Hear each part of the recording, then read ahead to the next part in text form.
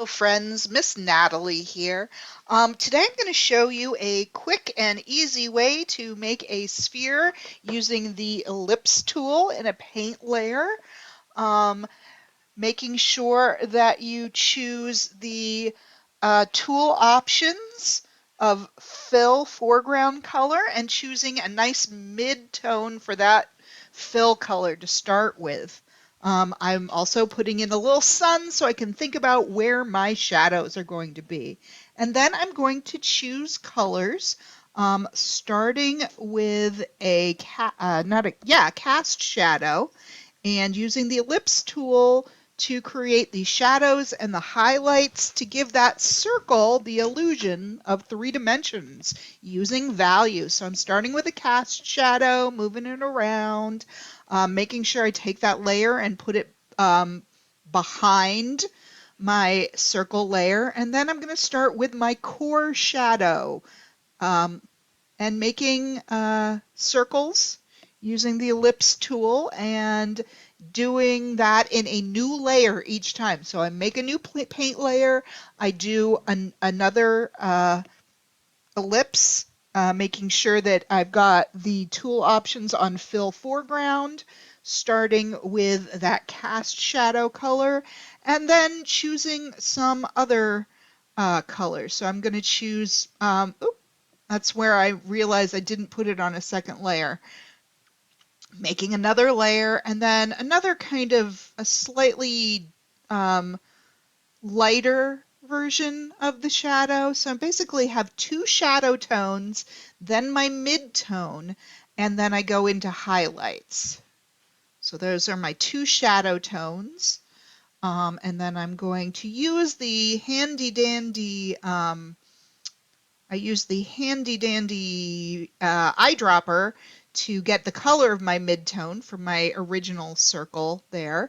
And then I made another circle with the midtone. And then I started to make the highlights, and I tried to go into more of the light area. Um, I have to say with purples, it's not very satisfying because it gets pink when you add white to it, which is very odd, and I don't know why that happens. Perhaps if it was a primary color, it wouldn't happen. So you can explore with your colors that you choose and find out if you get a more color plus white when you're making those tints for your highlights. Okay, after I've laid in all of those circles, then I'm going to hide everything but my cast shadow, and I am using the freehand tool, and I am using the Blender Basic, and I'm making sure that I use the contiguous selection tool, which is looks like a little magic wand on my original layer.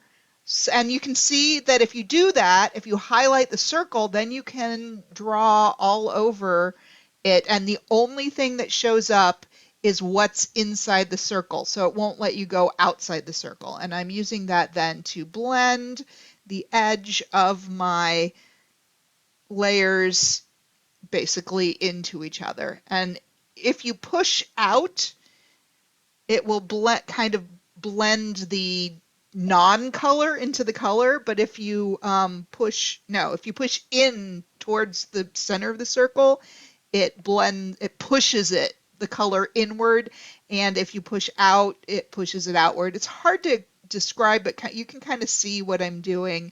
I'm kind of pushing the color around.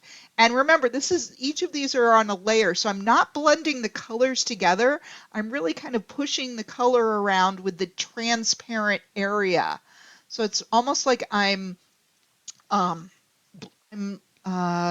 watering it down a little bit with that transparent as I am making these different layers.